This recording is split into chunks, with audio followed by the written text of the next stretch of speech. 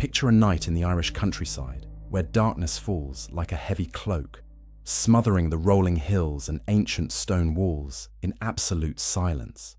The kind of silence that makes you aware of your own breathing, your own heartbeat. It is in this profound quiet that something stirs, something that exists in the space between the living world and whatever lies beyond. Tonight, you stand at the edge of that boundary, and the boundary is about to speak. The air grows cold, unnaturally so, as if winter itself has reached through the calendar to touch this single moment. Your breath becomes visible, curling like smoke in the darkness. Then you hear it. A sound that should not exist.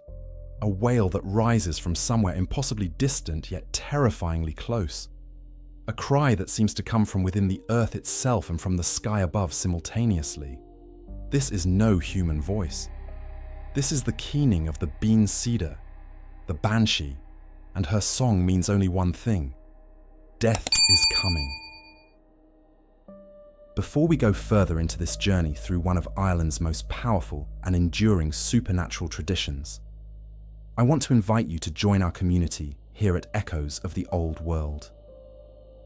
We explore the myths, legends, and folklore that have shaped cultures across centuries, bringing you deep into worlds where the supernatural was not fantasy, but lived reality. If stories like these fascinate you, if you want to understand the beliefs that guided our ancestors through darkness and mystery, then subscribe now. We have many more journeys waiting, and I promise you, each one will challenge what you think you know about the world. Now, before we continue deeper into the realm of the Banshee, I want to hear from you. Leave a comment below telling me where in the world you are watching from right now. Are you in Ireland, connected directly to this ancient heritage? Are you in America, perhaps descended from Irish immigrants who carried these stories across the ocean? Or are you somewhere else entirely, drawn to Celtic folklore from a completely different culture? Your perspective matters, and I genuinely want to know who is on this journey with us. The Banshee is not a simple ghost story told to frighten children. She is a fundamental pillar of Irish supernatural belief, woven so deeply into the cultural fabric that her existence was accepted as natural law for centuries. To hear her cry was not to encounter something alien and unknowable. It was to receive a message from the other world, a warning that the veil between life and death was about to part for someone you knew, someone you loved. The Banshee does not appear for strangers. She does not waste her voice on random passers-by. She cries only for specific families, ancient Irish bloodlines with roots that stretch back into the mists of prehistory. Imagine belonging to one of these families: the O'Neills, the O'Briens, the O'Connors, the Kavanaghs, the O'Gradys. To carry these names meant to carry a supernatural inheritance, a connection to something beyond the material world. When death approached your household, you would not discover it through ordinary means. The Banshee would announce it first.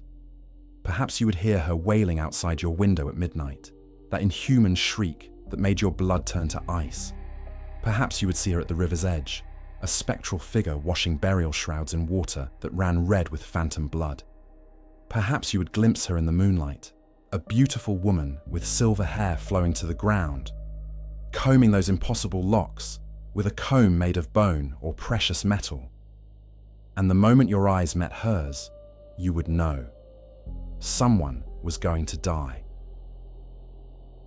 But who is she, truly? What is this being that exists at the intersection of death, family, and the supernatural?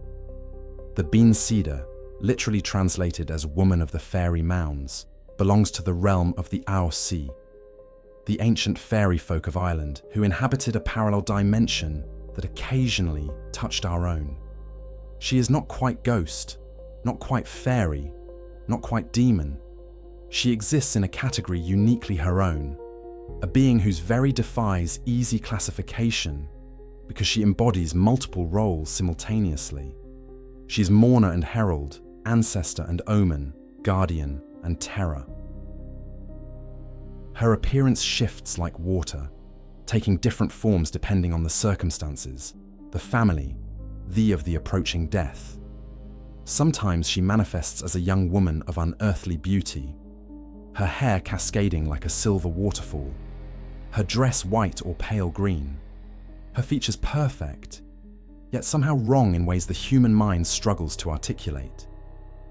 Sometimes she appears as a mature woman in the prime of life, dignified and sorrowful, her face marked by genuine grief for the loss she must announce.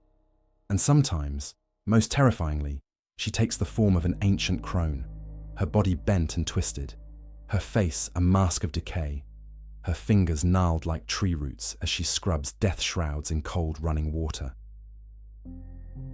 The cry itself defies description in ordinary language. Those who have heard it and lived to tell the tale struggle to find words adequate to convey its. It is not simply loud or shrill or mournful. It is a sound that bypasses the ears entirely and strikes directly at something deeper, some primal part of the human consciousness that recognizes the voice of death itself. It carries across impossible distances, heard clearly inside closed houses, penetrating stone walls as if they were mist. It rises and falls in patterns that mimic human weeping, but stretch those patterns into something alien and vast, a lamentation that contains centuries of accumulated sorrow. This is where our journey begins, at the threshold between the known and the unknowable, in the presence of a being who has witnessed countless generations live and die, who carries in her very existence the weight of Irish history, tragedy, and the eternal human confrontation with mortality. The Banshee is not merely a monster in a folk tale. She is a mirror held up to an entire culture's understanding of death, family, and the threads that bind the living to their ancestors. She's Ireland's screaming death messenger, and her story is far more complex, far more profound than you might imagine. Welcome to her world. To understand the Banshee, you must first understand that Ireland was never a land inhabited by humans alone. Long before Christianity arrived on these shores, long before the written word preserved history in manuscripts and books, the Irish people knew with absolute certainty that they shared their world with others. These others were not demons from biblical cosmology, not angels or devils fighting celestial wars. They were the Sea, the people of the mounds, the fairy folk who dwelled in a realm that existed parallel to our own, separated by a barrier so thin that it could be crossed at certain times, in certain places, under certain circumstances. The name Bean Sídhe breaks down into two ancient Irish words that reveal her fundamental. Bean means woman, simple and direct, but Sídhe that carries weight beyond simple translation. The Sídhe were the hollow hills and ancient burial mounds that dotted the Irish landscape. Those mysterious earthen structures that predated memory. These mounds served as doorways, portals between the mortal world and the realm of the Sea. To say someone was of the Sídhe meant they belonged to that other world, that dimension of supernatural beings who lived by laws and logic utterly foreign to human understanding. The Bean Sídhe, therefore, is literally the woman of the fairy mounds, a female spirit who exists at the threshold between life and death, between the human realm and the realm of the immortal. But what does it mean to be of the fairy folk in Irish tradition? This requires us to set aside modern fantasy interpretations of fairies as tiny winged creatures spreading pixie dust. The Sea were powerful, dangerous, and deeply alien beings. They were neither good nor evil in human terms, but operated according to their own incomprehensible morality. They could be benevolent, granting gifts and protection to those who showed proper respect. They could be catastrophically vengeful towards those who violated their laws or invaded their spaces. They existed outside human time, immune to aging and death in the way mortals understood it. When you encountered one of the AOC, you stood before something fundamentally other, a consciousness shaped by thousands of years of existence, in a reality where the rules are bent differently. The Banshee occupies a unique position within this supernatural hierarchy. While most of the AOC maintain distance from human affairs, involving themselves only when their territory was encroached upon, or their attention specifically drawn, the Banshee attached herself to human families. This attachment was not random. It was not a curse inflicted by angry fairies or a blessing granted by benevolent ones. The Banshee's connection to certain bloodlines ran deeper than magic or supernatural decree. According to the oldest layers of Irish belief, she was an ancestral spirit, a woman who had once lived and died within the family she now watched over. Death had not severed her bond to her descendants. Instead, it had transformed her into something else, something that existed in that liminal space between the worlds, capable of perceiving what living eyes could not see. This ancestral interpretation explains why the Banshee mourned.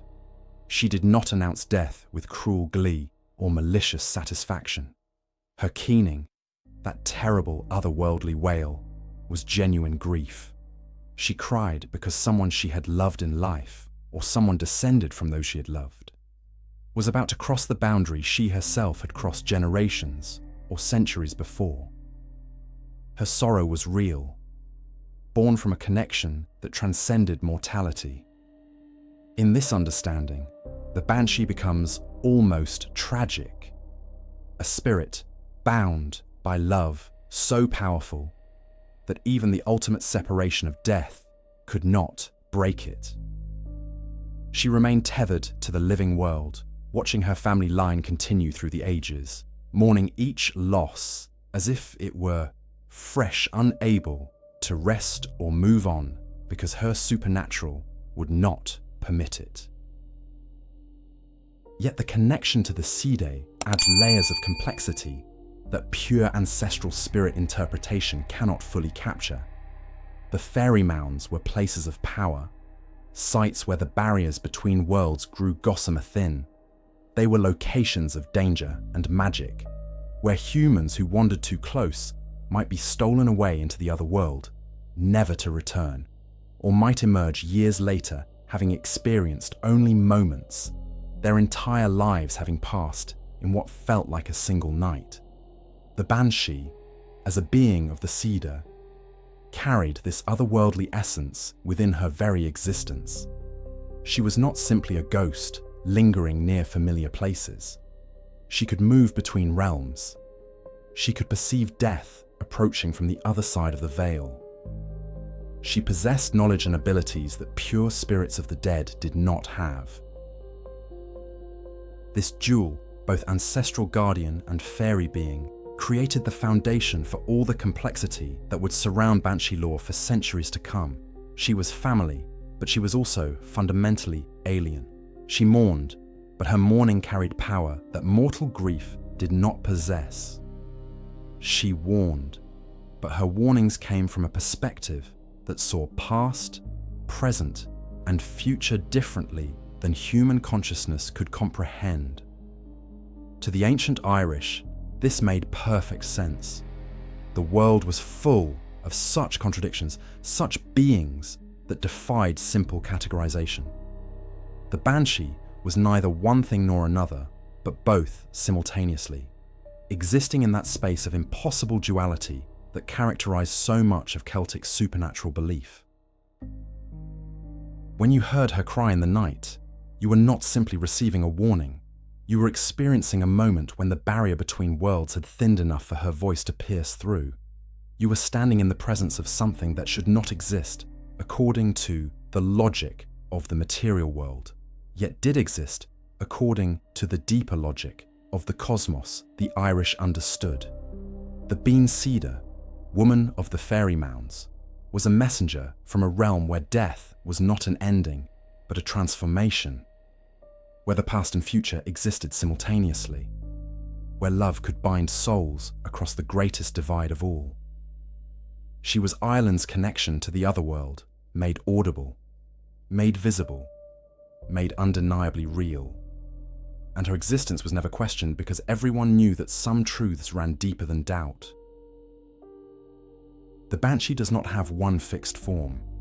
She is not a static apparition that appears identically each time she manifests. Instead, she takes different shapes, different guises, each one revealing a different aspect of death itself, a different facet of the complex relationship between mortality and the supernatural.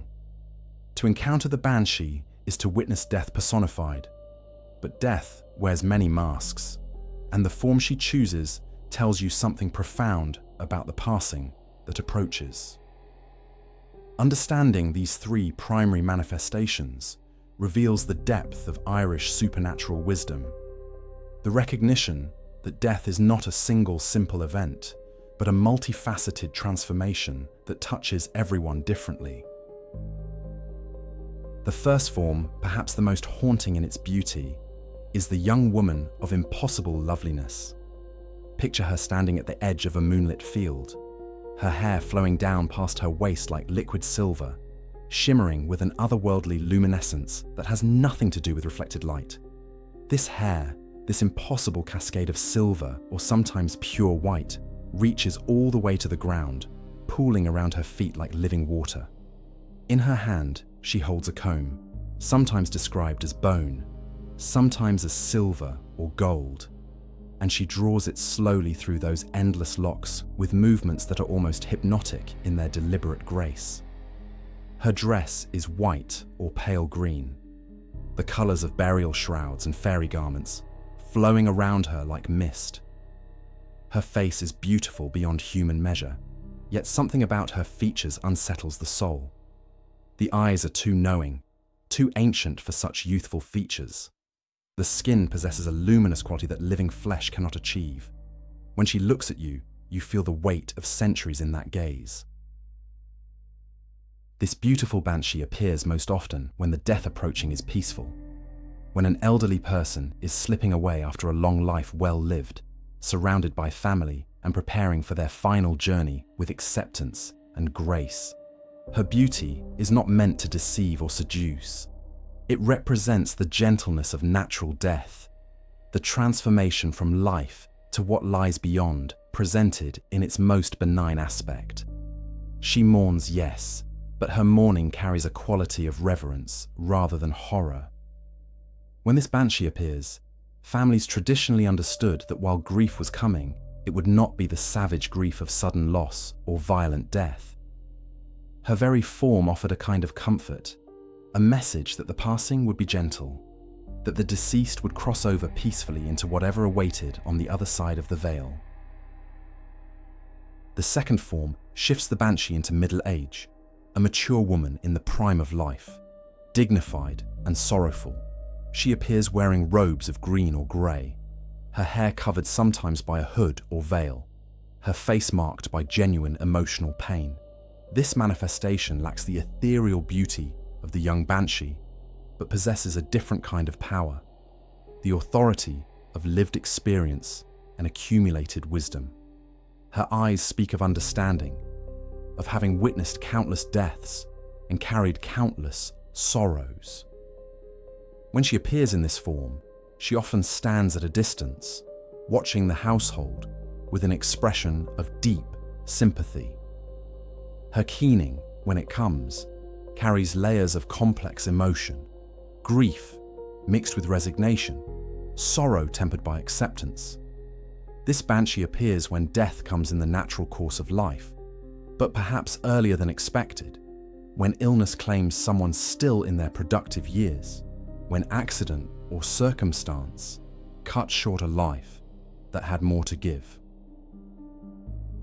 But the third form, the crone, this is where the Banshee reveals her most terrifying aspect. She manifests as an ancient woman, her body bent and twisted by impossible age, her face a landscape of wrinkles and decay.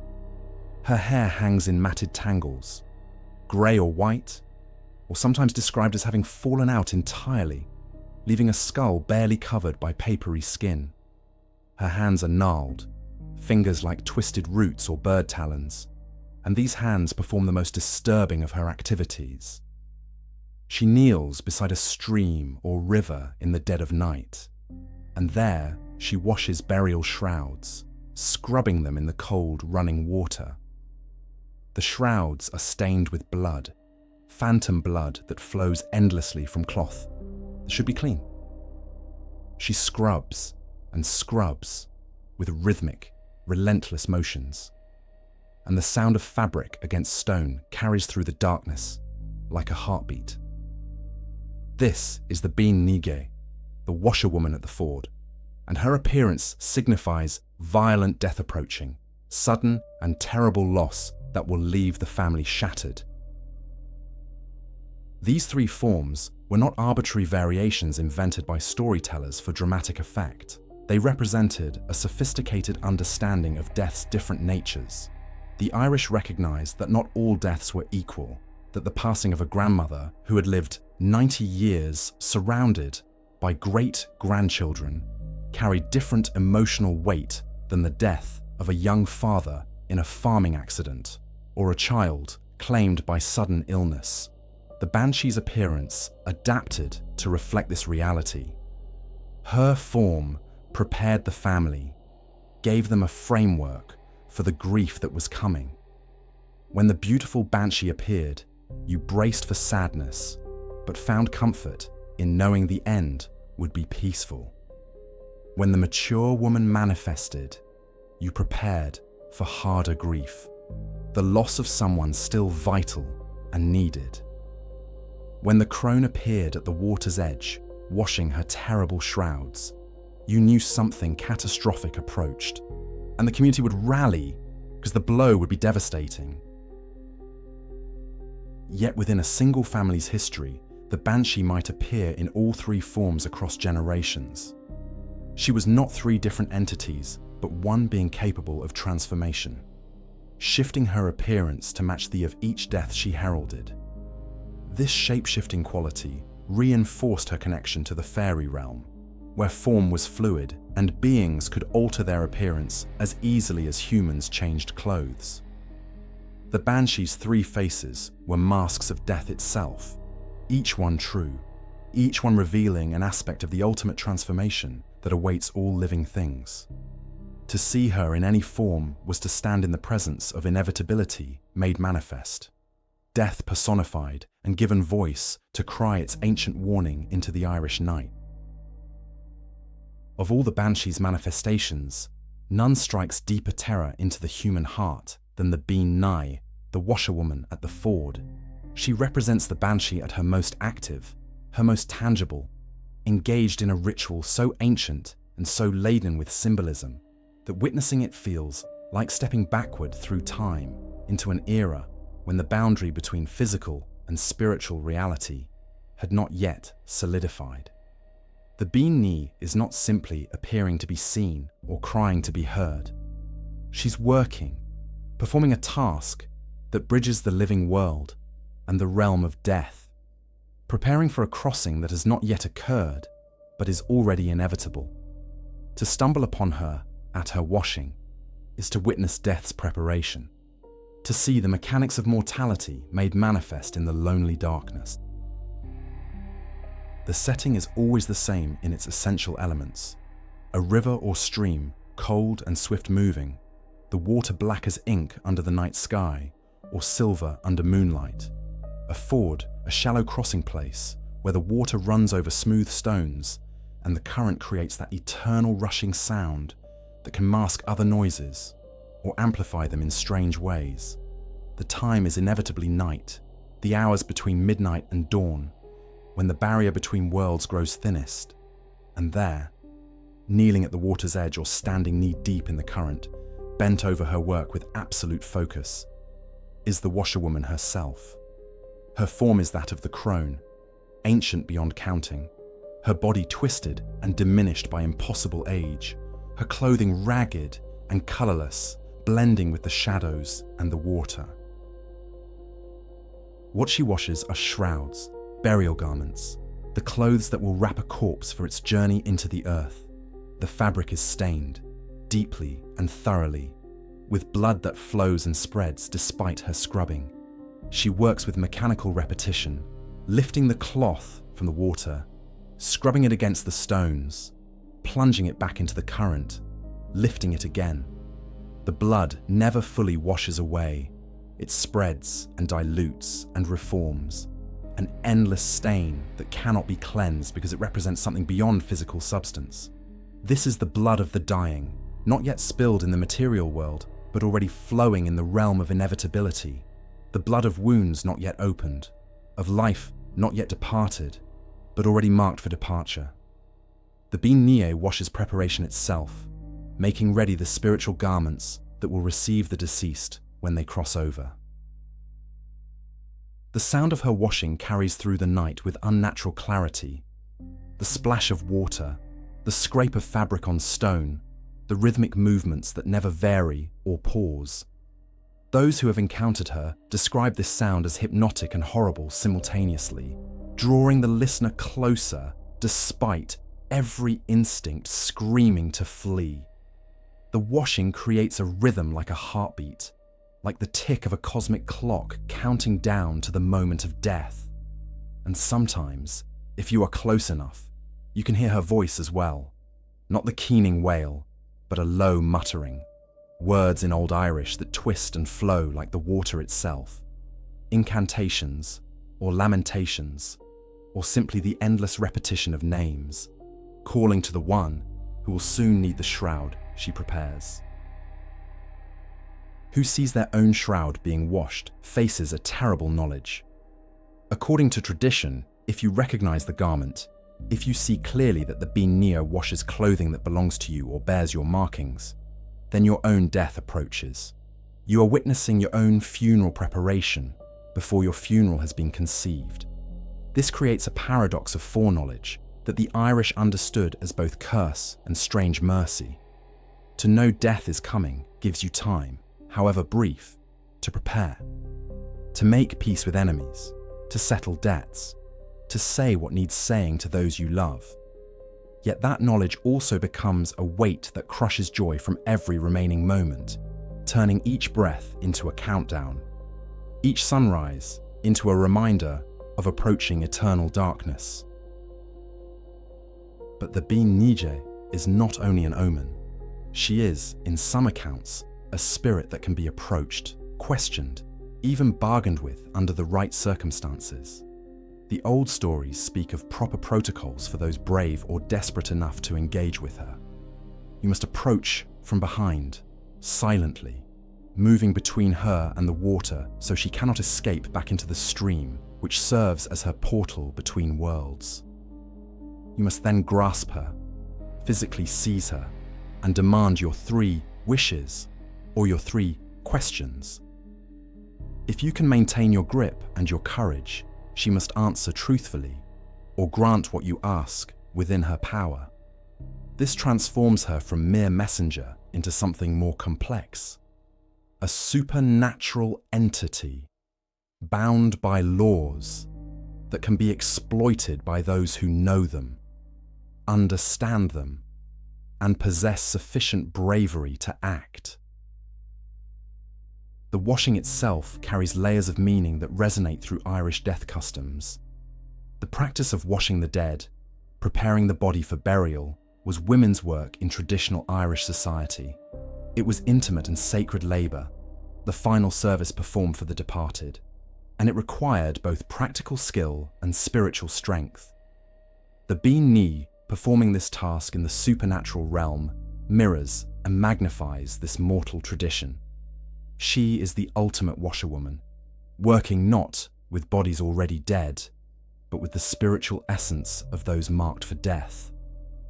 Her labour at the ford represents the transition point, the threshold moment when life transforms into death, and her washing is the ritual preparation for that transformation. Water itself, eternal symbol of purification and passage, becomes the medium through which mortal existence is cleansed away, readying the soul for whatever awaits beyond. To encounter the Bean Sídhe at her work is to witness something humans were never meant to see. a glimpse behind the curtain of mortality into the machinery of death itself. She reminds us that death is not random chaos, but an ordered process, that even in the supernatural realm preparations must be made, rituals must be observed, and someone must perform the necessary labor. The Bean Sídhe, bent over her endless washing in the cold, dark water, is that someone. She is death's handmaiden, working forever at the threshold, preparing shrouds for an endless procession of souls, her gnarled hands never resting, her task never complete, because death never stops claiming what belongs to it. The Banshee's cry is not simply loud. It is not merely shrill or piercing or mournful in the way human voices express grief. The keening of the Bean Sídhe exists in a category entirely separate from ordinary sound, occupying a space where the physical and supernatural intersect in ways that defy comfortable explanation. Those who have heard it and survived to describe the experience struggle with language itself, reaching for metaphors and comparisons that inevitably fall short because human vocabulary was never designed to capture something so fundamentally otherworldly. Yet the attempt must be made because the cry is central to everything the Banshee represents. Without her voice, she would be merely another spectre, another manifestation of death. With it, she becomes something far more powerful and terrifying. The keening begins as something felt before it is heard, a pressure in the air, a change in the quality of silence that makes every living thing pause and listen without knowing why. Animals sense it first, dogs whimpering and pressing close to their owners, cattle lowing in distress, horses stamping and rolling their eyes white with fear. Birds fall silent in a way that has nothing to do with the natural rhythms of day and night. The world itself seems to hold its breath. Then it comes, rising from somewhere that cannot be pinpointed, a sound that seems to emanate from the earth and sky simultaneously, from inside your own skull and from the distant horizon at once. It starts low, almost below the threshold of hearing, a vibration more than a note, and then it climbs. As it rises, the cry takes on qualities that should not coexist in a single sound. It is human and utterly inhuman. It carries the unmistakable character of a woman's voice, yet no living woman could produce these notes, sustain them at this volume, bend them through these impossible intervals. The pitch climbs higher and higher, reaching frequencies that should hurt the ears, but instead bypass them entirely, striking directly at something deeper in human consciousness. It wavers and oscillates, rising and falling in patterns that mimic weeping, but stretch those patterns into something vast and alien. There is genuine emotion in the sound, real grief and sorrow, but the scale is wrong, the intensity too great. As if the cry contains not one person's mourning, but the accumulated grief of generations, compressed into a single moment. The traditional Irish practice of keening, Caoin in the Irish language, provides context for understanding the Banshee's supernatural version. Keening was a formalized mourning ritual performed by women at wakes and funerals, a vocal expression of grief that combined wailing, crying, and sometimes words of praise for the deceased. Professional keeners, women skilled in this art, were hired by families to ensure proper mourning, to give voice to the community's sorrow in ways that honored both the dead and the traditions of their ancestors. The sound of keening at an Irish wake was powerful and moving, a raw expression of human emotion that made grief communal rather than private, that transformed individual loss into shared experience.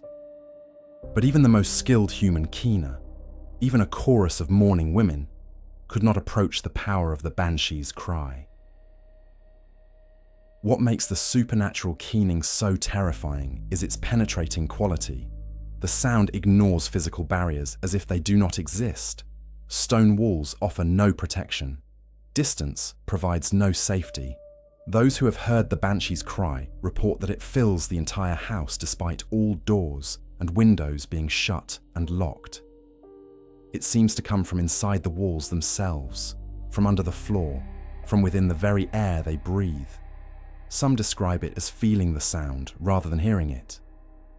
A vibration that passes through flesh and bone, that resonates in the chest cavity and skull, that makes teeth ache and skin crawl with instinctive dread. You cannot escape it by covering your ears or fleeing to another room. Once the Banshee's keening has begun, you are held captive by it until she chooses to release you by falling silent. The cry varies in its specific characteristics depending on which death approaches and which Banshee manifestation delivers the warning. When the beautiful young Banshee keens, her cry, while still supernatural and overwhelming, carries a quality almost like music, a terrible beauty in its cadence and rhythm. The sorrow is pure, but not savage. Grief expressed with a kind of reverence that acknowledges death as part of the natural order. When the mature Banshee raises her voice, the keening takes on deeper tones, more complex emotional layers. Grief mixed with resignation and understanding. But when the crone, the Bean Sídhe, keens at her washing, the sound becomes something far darker. It rasps and grates, carries undertones of rage and despair alongside sorrow, speaks of violent death and terrible loss. This is not gentle mourning, but a scream of protest against the cruelty of mortality, the unfairness of life cut short before its proper time. Historical accounts consistently emphasize certain key details about the Banshee's cry that reveal its supernatural. It can be heard simultaneously by people miles apart, each person convinced the sound originates directly beside them. It continues for hours without pause, without the Banshee needing to draw breath or rest her voice, because she does not operate by mortal limitations. It can predict, with the number of repetitions or the specific pattern of its rising and falling, how many deaths approach and how soon they will occur. 3 sharp cries might indicate death within 3 days. A continuous wailing that goes on through the entire night suggests imminent passing, death arriving with the dawn. The keening does not simply announce, it counts down. It marks time in a way that transforms abstract future into concrete inevitability. To hear the Banshee's keening is to experience a fundamental shift in perception. For that moment, while her voice fills the world, you exist in a space between life and death, between the ordinary world and the other world she inhabits. You understand, not intellectually but in some deep, primal way, that mortality is not abstract concept but immediate reality. Death is not something that happens to other people, to strangers, in distant times and places. It is here, now, reaching towards someone you know, someone you love. The Banshee's cry strips away all the comfortable illusions humans construct to avoid confronting their own mortality. And for the duration of her keening, you stand naked before the ultimate truth. This is why the sound is so terrible, not because it is loud or unpleasant, but because it forces recognition of what every living being spends their entire existence trying to forget. The Banshee does not cry for everyone. Her voice does not announce the death of strangers or common folk whose lineage carries no particular supernatural significance.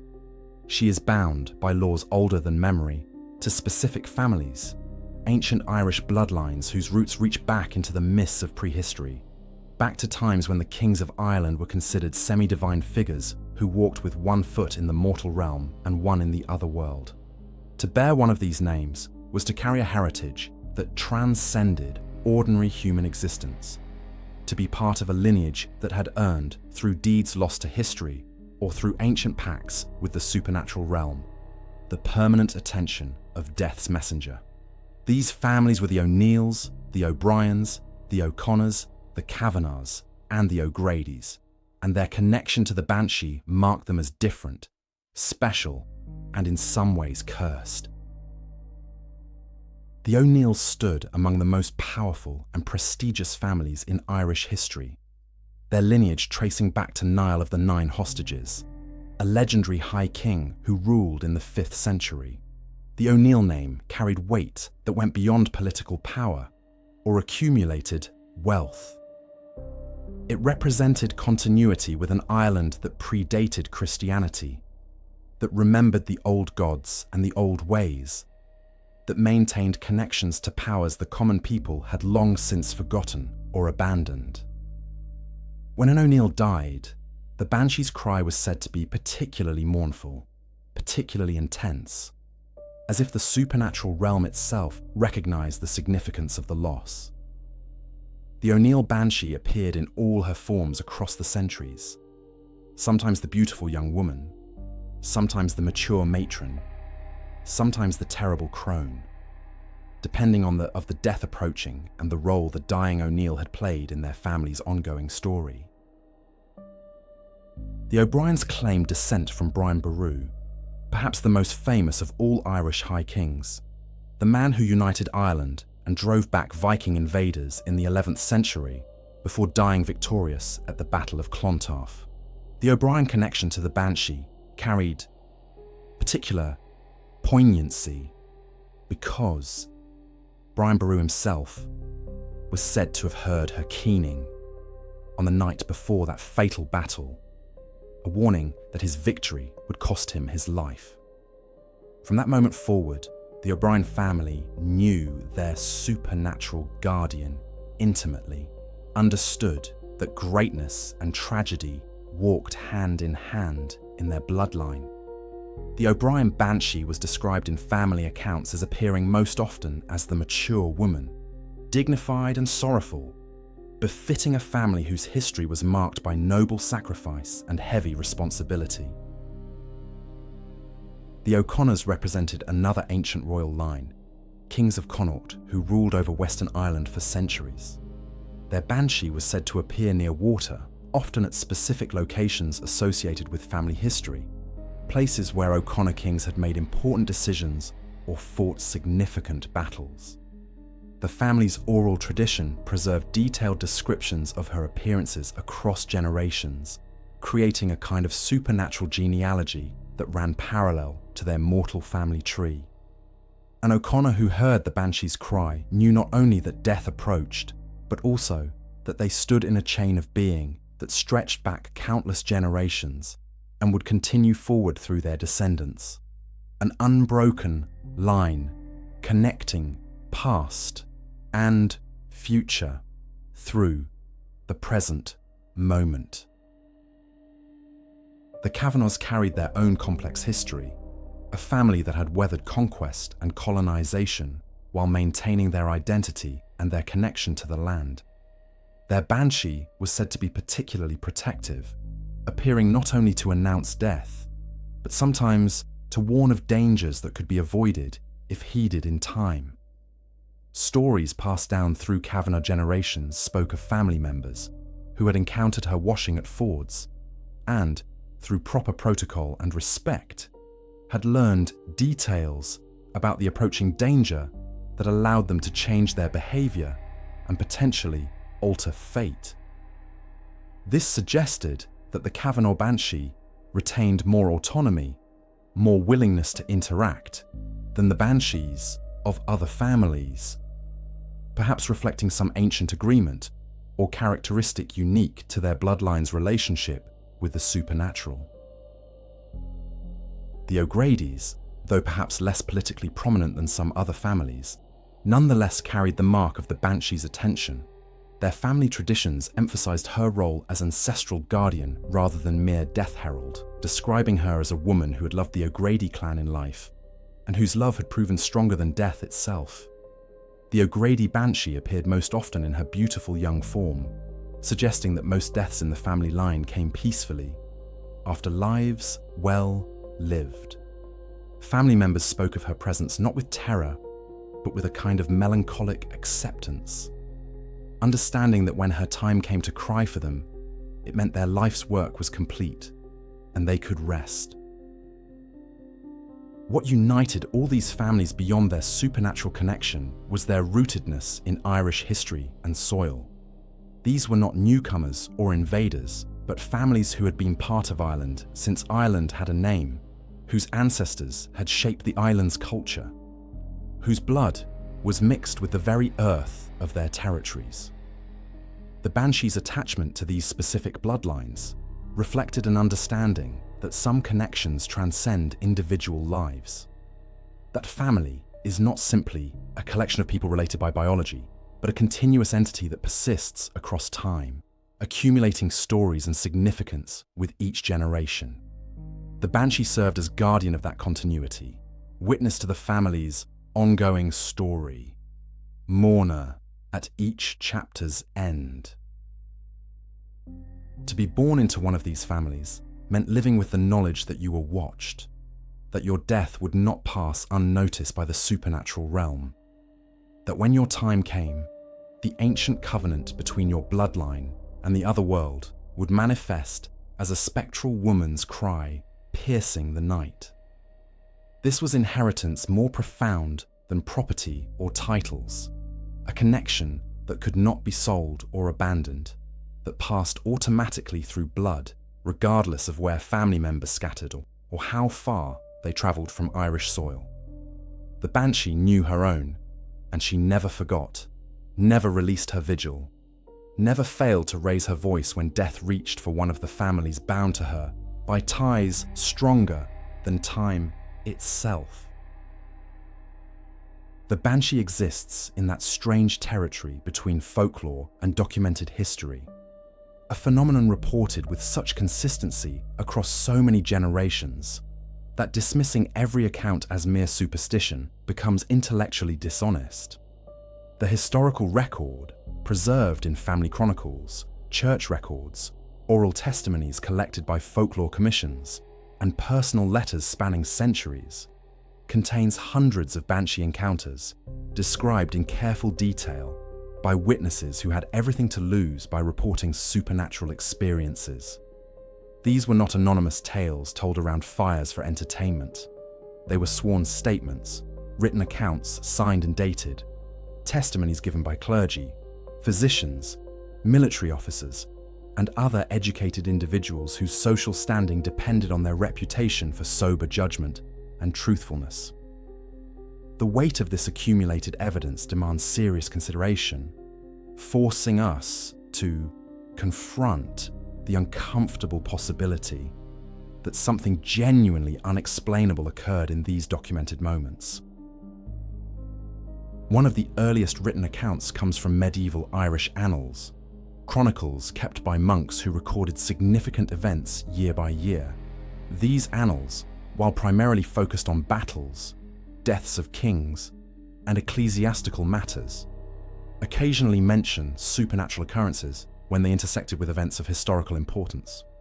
Multiple entries across different manuscripts reference the keening heard before the deaths of notable figures, described in language that makes clear the monks understood this as the Banshee's cry rather than ordinary mourning. The formal, matter-of-fact tone of these entries is striking. The monks recorded the supernatural event with the same documentary approach they used for recording the weather or the harvest, suggesting they considered it simply another aspect of reality that deserved preservation in the historical record. Moving forward in time, the 17th century provides particularly rich documentation as literacy spread and more people kept personal journals and correspondence. Letters written by members of the families traditionally attended by the Banshee contain numerous references to her appearances and the deaths that followed. One especially detailed account comes from an O'Brien family letter dated 1647, describing how multiple household members and servants simultaneously heard terrible keening outside the manor house on 3 consecutive nights. The letter writer, a woman whose education and social position are well established by other historical documents, described the sound with precision, noting its unearthly quality and the way it seemed to penetrate walls and distance. Her brother died on the fourth day, exactly as the traditional interpretation of 3 nights of keening predicted. The letter was preserved in family papers and later donated to historical archives, where it remains available for examination today. The 18th century brought the beginnings of systematic folklore collection, as scholars and antiquarians began interviewing elderly people to preserve traditional beliefs before they vanished. The manuscripts produced by these early folklorists contain page after page of Banshee testimonies, many identified by name, location, and date. One particularly compelling case involved a Protestant minister in County Cork who documented a Banshee encounter in his parish records in 1792. As a Protestant clergyman, he had no cultural investment in preserving Catholic Irish superstitions. Yet he felt compelled to record what multiple parishioners, including members of his own congregation, reported witnessing. An O'Connor family living in his parish experienced the death of their elderly patriarch. But before his passing, at least 15 people in the surrounding area heard the keening on the same night. The minister interviewed these witnesses separately and found their descriptions remarkably consistent. His written record expresses skepticism mixed with genuine puzzlement. A man of education confronting testimony he could not easily dismiss. The Victorian era, with its obsession with documenting and cataloguing everything, produced perhaps the richest vein of Banshee accounts. The period's fascination with spiritualism and the supernatural meant that educated people took such reports more seriously than previous generations might have, conducting investigations and preserving testimony with quasi-scientific rigor. Multiple newspapers published accounts of Banshee sightings, some treated sensationally, but others reported with the same gravity as any other news story.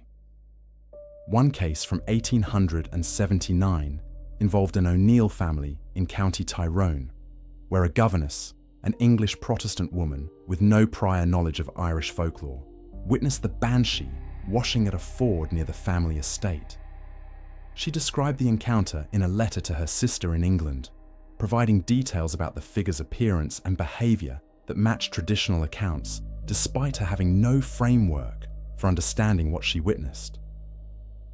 The family's young son died 2 days later from injuries sustained in a riding accident. The 20th century continued producing accounts despite modernisation and declining belief in the supernatural. The Irish Folklore Commission, established in 1935, collected thousands of pages of testimony from across Ireland, preserving traditional beliefs before the oldest generation of native speakers passed away. Among these collected stories are dozens of first-hand Banshee accounts, many from people willing to give their full names and addresses, describing encounters that occurred within their lifetimes. These testimonies reveal a pattern of remarkable consistency. The core elements remain stable across centuries and regions: the unearthly cry, the appearance near water or outside homes, the death that follows within days, the restriction to specific families. The peripheral details vary with individual perception and cultural context, but the fundamental experience remains recognizable across all accounts. What makes these documented encounters particularly significant is their resistance to easy explanation. Mass hallucination cannot account for cases where witnesses in different locations reported the same experience simultaneously without prior communication. Fraud provides no motive when witnesses had nothing to gain and potentially much to lose by reporting supernatural experiences. Cultural conditioning cannot fully explain cases involving outsiders who witness Banshee phenomena without understanding what they were seeing. The sheer volume of testimony, spanning centuries and involving thousands of witnesses from all social classes and educational backgrounds, creates an evidential weight that simple dismissal cannot adequately address. Something was experienced, something was witnessed. Whether that something was supernatural or some natural phenomenon we do not yet understand remains open to interpretation. But the reality of the experience itself, for those who lived through it, cannot be reasonably denied. Not all supernatural beings inspire terror. Not every encounter with the otherworld leaves witnesses trembling with existential dread. The Banshee, for all her association with death and her unearthly manifestation, occupies a unique position in Irish supernatural belief as a figure who can be understood through the lens of love rather than fear. This interpretation, deeply rooted in traditional Irish culture, transforms her from a harbinger of doom into something far more poignant and complex. A family guardian whose connection to her descendants survived the ultimate separation. A woman whose love proved literally stronger than death itself. To understand the Banshee as benevolent ancestral spirit is to understand one of the most beautiful and tragic concepts in Celtic supernatural belief. The idea that certain bonds cannot be broken even when one party crosses into the realm beyond mortal reach. The ancestral interpretation begins with a question that must have occurred to everyone who heard Banshee stories. Why does she mourn? If she were simply a supernatural entity assigned to announce deaths, a kind of cosmic messenger performing an assigned duty, why would genuine emotion fill her cry? Why would witnesses consistently describe her keening as expressing real grief, authentic sorrow that resonates with human understanding despite its otherworldly quality? The answer, according to traditional belief, lies in her origin. The Banshee attached to your family line was once a woman who lived, breathed, loved, and died within that same bloodline generations or even centuries ago. She was grandmother, great-grandmother, distant ancestor, whose name might be forgotten, but whose spirit remained bound to the family she had loved in life. This woman, whoever she was in her mortal existence, possessed love of extraordinary depth and power. Perhaps she was a mother who would have died to protect her children. Perhaps she was a matriarch who held the family together through famine or war or persecution. Perhaps she was simply someone whose capacity for love exceeded normal human limits. Someone for whom family meant everything, whose identity was so thoroughly woven into the fabric of her bloodline that separation was inconceivable. When death came for her, when her mortal body failed and her spirit crossed the veil into whatever realm awaits beyond, that love did not diminish or fade. It intensified. It transformed. It became the defining characteristic of her existence in the other world, powerful enough to anchor her to the living world, to keep part of her consciousness forever focused on the descendants she had left behind. But transformation through death changed her. She was no longer fully the woman she had been in life. The crossing had altered her fundamentally, given her abilities and perceptions impossible for living humans. She could see across the barrier between worlds, perceive death approaching before it manifested in the material realm. She existed partially in the fairy realm, the domain of the Sea, and that existence shaped her in ways that made her simultaneously more and less than human. The woman who had once laughed and wept and held her grandchildren became the Bean Sídhe, beautiful and terrible, loving and alien, driven by emotions that remained recognizably human despite being filtered through a consciousness that no longer operated by mortal limitations. Her keening, in this understanding, becomes an act of profound compassion and sorrow. She cries not to frighten the living, but to mourn with them, to share in their grief because she cannot help but feel it herself. When death reaches toward one of her descendants, she experiences that loss as personally as if it were happening to her own child, because in a very real sense, it is. The bloodline she watches over is her bloodline. Every person born into the family carries her blood, her legacy, her genetic inheritance forward through time. Their deaths diminish her in ways that beings without such connections cannot understand. So she mourns, and her mourning is genuine. born from love that has survived centuries, from bonds that death could not sever, but only transform into something stranger and more enduring. This interpretation explains why certain families spoke of their Banshee not with terror, but with a kind of melancholic acceptance, even strange comfort, to know that your death would be mourned by an ancestral spirit who had watched over your family for generations, who had witnessed your birth and growth and all the significant moments of your life, who would cry for you as mothers cry for lost children. This carried a weight of meaning that transcended fear. It meant you were not simply an isolated individual facing extinction, but part of a continuous story, a chain of being that stretched backward to unremembered beginnings and would continue forward through your own descendants. The Banshee's presence testified to the reality of that connection, made abstract concepts of heritage and lineage tangible in the form of a weeping woman standing outside your window in the darkness. Some accounts describe moments when the Banshee revealed her benevolence more directly. Stories exist of her appearing to warn family members of dangers that could be avoided, of giving cryptic advice that saved lives when properly interpreted, of showing herself to children in gentle form to comfort them during times of family crisis. In these moments, the ancestral guardian aspect overwhelmed the death herald role, revealing the fundamental motivation beneath all her actions. She wanted to protect her family, to shield them from harm, to guide them through dangerous passages, that she could not prevent death, that her primary manifestation involved announcing rather than averting mortality, must have been its own kind of torment for a spirit driven by protective love. The benevolent Banshee represents Irish culture's remarkable ability to find humanity and even beauty in the supernatural and terrifying, where other traditions might portray death omens as purely malevolent forces or impersonal cosmic mechanisms.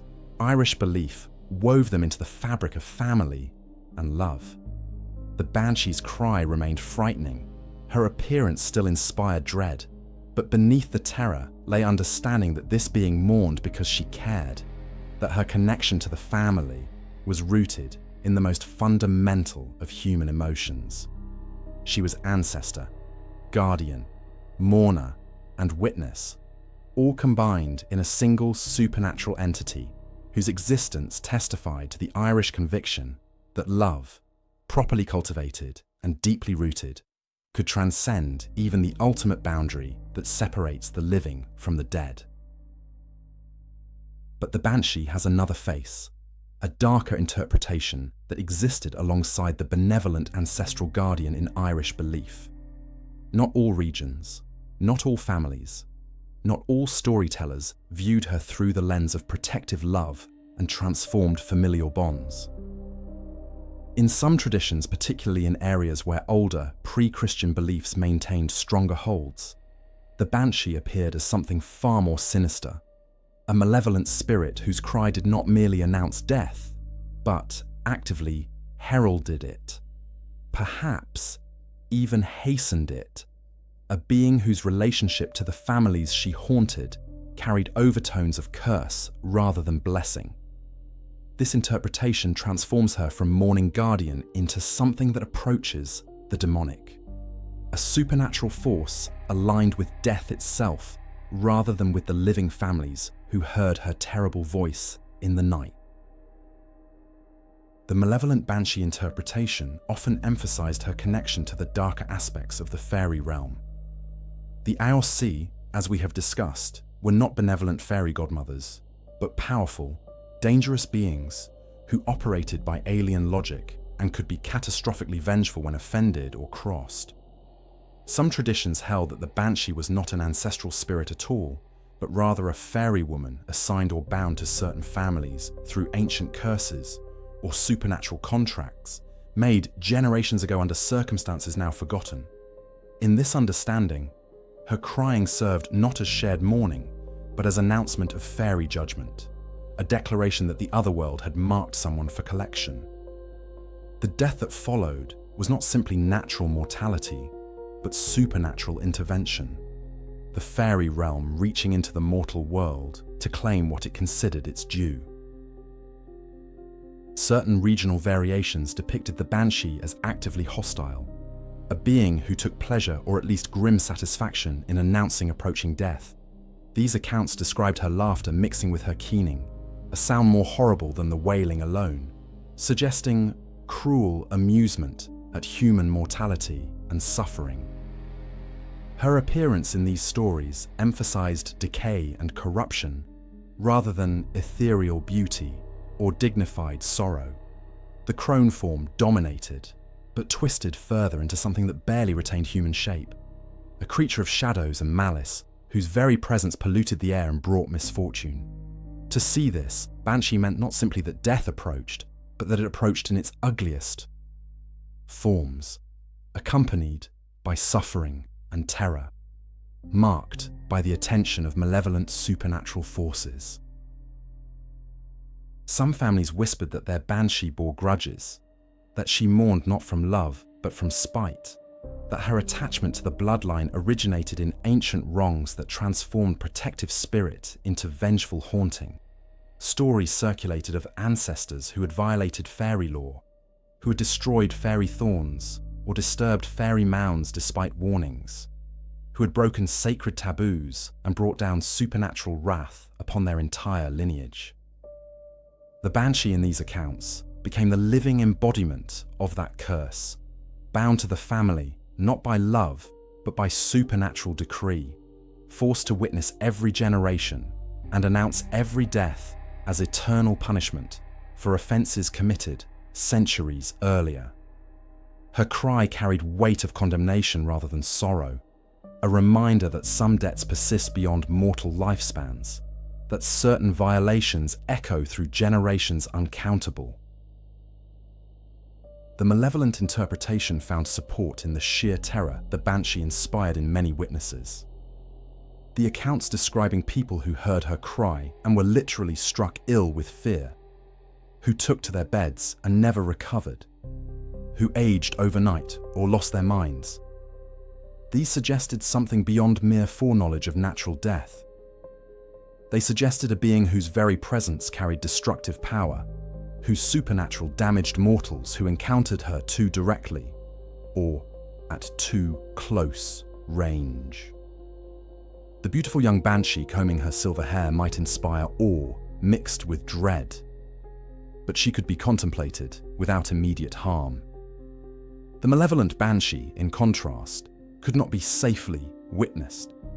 Her appearance marked you, changed you, left scars on the soul that never fully healed.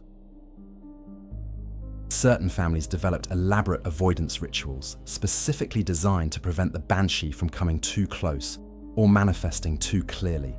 These went beyond simple protective charms and entered territory of active spiritual warfare, using prayers, holy water, iron implements, and complex rituals to push back against her influence.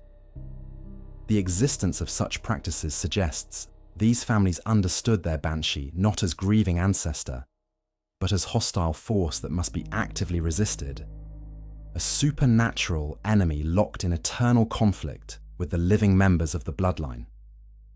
The relationship had become adversarial, a perpetual struggle where the family fought to maintain autonomy and safety against a being that represented death's claim upon them. The malevolent Banshee also appeared in stories explaining unusual or suspicious deaths, particularly when someone young and healthy died suddenly without obvious cause. Whispers would circulate that the Banshee had been seen or heard with unusual intensity before the death, that she had appeared in her most terrible form, that her keening had carried notes of triumph rather than sorrow. In these narratives, the Banshee served as explanation for the inexplicable, a supernatural cause that could account for deaths that defied medical understanding or reasonable expectation. She became scapegoat and genuine threat simultaneously, a being upon whom communities could project their fear and confusion about mortality's randomness and cruelty. This darker interpretation coexisted with the benevolent ancestral spirit understanding. sometimes even within the same family or region. Different family branches might hold different views of their shared Banshee, or the interpretation might shift across generations as family fortunes changed and collective memory transformed stories to match current circumstances. The duality reflects broader patterns in Irish supernatural belief, the recognition that the otherworld contained beings of profound ambiguity, entities that could not be neatly categorized as good or evil, but operated according to their own logic, sometimes helping and sometimes harming, sometimes mourning and sometimes rejoicing, all according to laws and motivations that mortal minds could never fully comprehend. The Banshee, whether viewed as loving guardian or malevolent harbinger, remained fundamentally other, a being that transcended simple moral categories and demanded respect, born of recognition that some forces in the universe operate beyond human control or understanding. The Irish did not simply accept the Banshee's appearances with passive resignation. Centuries of living alongside supernatural phenomena had taught them that the otherworld, while powerful and dangerous, operated according to rules that could be learned, understood, and, in some cases, manipulated or negotiated. Traditional Irish culture developed elaborate systems of response to Banshee encounters, protocols that ranged from simple protective gestures to complex rituals designed to either appease the spirit, minimize harm, or extract information that might allow the family to prepare properly for the approaching death.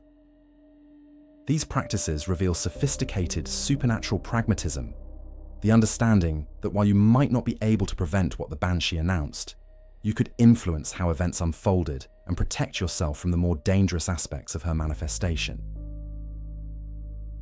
The most immediate and universal response upon hearing the Banshee's cry was prayer.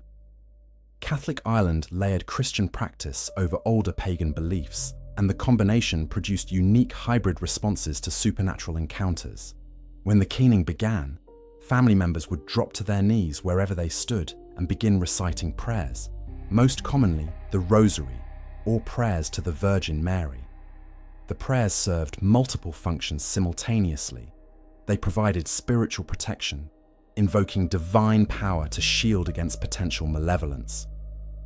They offered comfort to those terrified by the supernatural cry, giving frightened people something concrete to do rather than simply cowering in fear. And they prepared the soul, both of the person praying and potentially of the family member marked for death, ensuring proper spiritual readiness for whatever came next. The sound of prayers rising to meet the Banshee's keening created a strange duet, human voices asserting faith and divine connection against the otherworldly wail of death's messenger. Physical protections formed another layer of defense against the Banshee's influence. Iron, that ancient enemy of fairy folk, was believed to offer some measure of safety. Families who heard the keening would gather iron objects, driving iron nails into door frames and windowsills, hanging horseshoes over entrances, placing iron tools across thresholds. The logic held that while iron could not silence the Banshee or prevent the death she announced, it could keep her from entering the home directly, could maintain a barrier between the supernatural realm she inhabited and the domestic space where the living family sheltered. Some accounts describe families creating complete circles of iron around beds where sick or elderly members lay, attempting to shield the vulnerable from direct supernatural contact during their final days. Salt, another substance with protective properties in Irish folk magic, was scattered in lines across doorways and windows. Holy water, blessed by priests and kept in small bottles in nearly every Irish home, was sprinkled liberally around the house and on family members themselves. These substances created layered defenses, multiple barriers between the natural and supernatural, each one reinforcing the others in a comprehensive system of spiritual fortification. The combination of Catholic sacramentals and older folk practices demonstrates how Irish supernatural belief synthesized different traditions into coherent protective systems that address threats operating on multiple levels of reality simultaneously. When the Banshee appeared visibly rather than simply crying from unseen locations, traditional protocol became more complex and potentially more dangerous. As mentioned earlier, the Bean Sídhe washing at the ford could be approached and questioned if one possessed sufficient courage and knowledge of proper procedure. The key was to position yourself between her and the water before she noticed your presence, cutting off her escape route back into the stream that served as her portal between worlds. You then had to physically grasp her, maintaining your grip despite terror and despite her efforts to break free. If you succeeded in holding her and demanded your rights under the old laws, she was bound to answer 3 questions truthfully, or grant 3 wishes within her power. The questions had to be chosen carefully. Most people asked who would die, when death would come, and whether anything could be done to prevent or postpone it. The answers were often cryptic, delivered in riddling language that required interpretation. But they were truthful within the constraints of what could be revealed without violating deeper cosmic laws. Some families develop specific rituals tied to their unique relationship with their particular Banshee. These might include leaving offerings at certain locations associated with family history, performing ceremonies on specific dates that held significance in family tradition, or maintaining practices passed down through generations that supposedly honored or appeased their ancestral guardian. One family might leave milk and bread at a particular fairy mound on the first night of winter. Another might maintain a specific tree that must never be cut or harmed, because it served as a threshold point between their world and the Banshee's realm. These personalized traditions varied widely, but shared common elements: regular acknowledgement of the supernatural relationship, demonstrations of respect for the otherworld and its denizens, and maintenance of ritual continuity across generations. The period immediately after hearing the Banshee's cry required careful behavior as well. Families would gather together, ensuring no one was alone, because isolation in the face of approaching death was considered spiritually dangerous.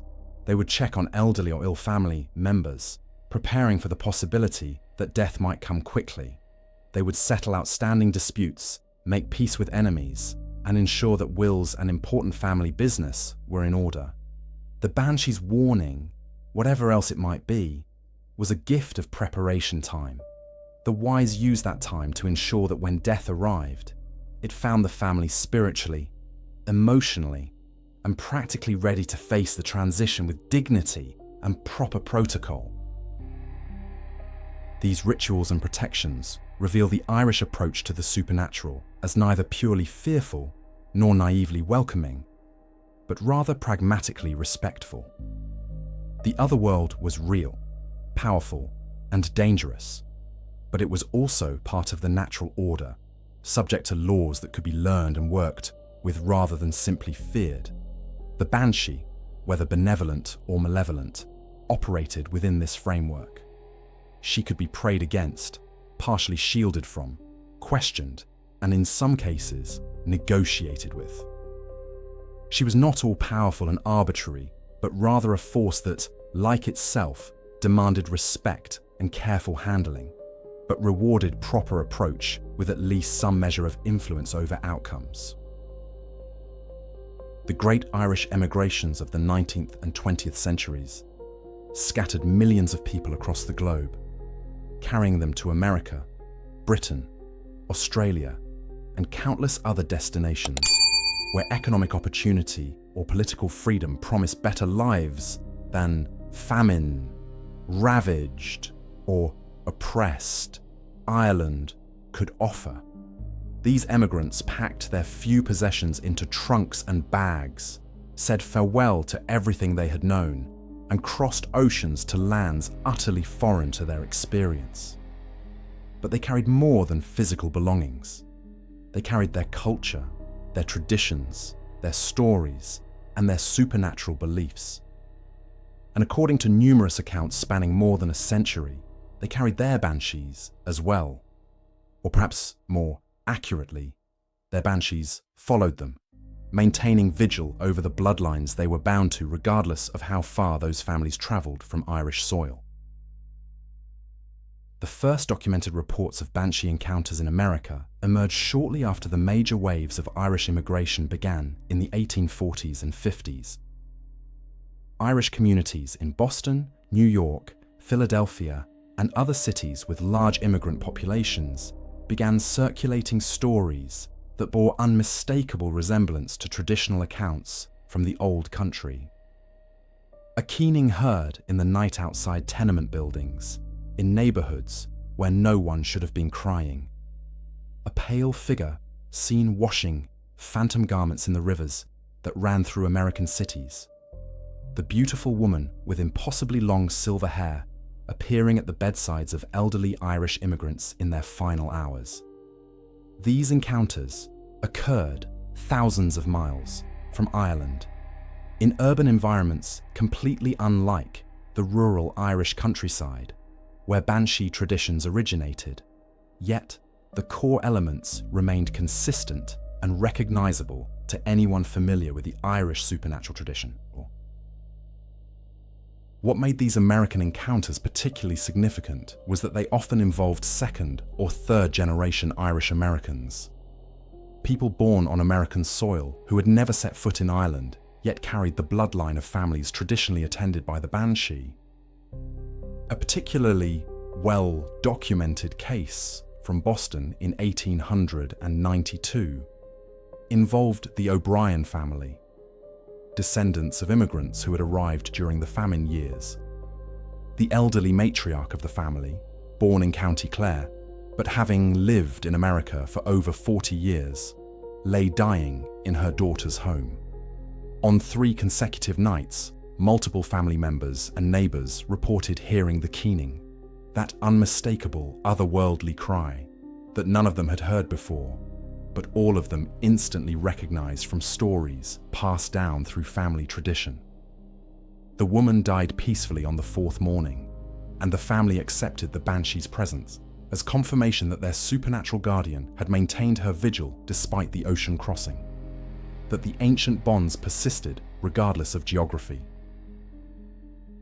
Scotland, with its own Celtic heritage and close historical ties to Ireland, provided particularly fertile ground for transplanted Banshee belief. Scottish communities with significant Irish populations reported encounters that blended Irish Banshee traditions with Scotland's own supernatural folklore, creating hybrid beliefs that honoured both traditions. The Bean Sídhe, Scotland's native washerwoman spirit, shared enough characteristics with the Irish version that the two figures sometimes merged in the consciousness of mixed Irish-Scottish communities.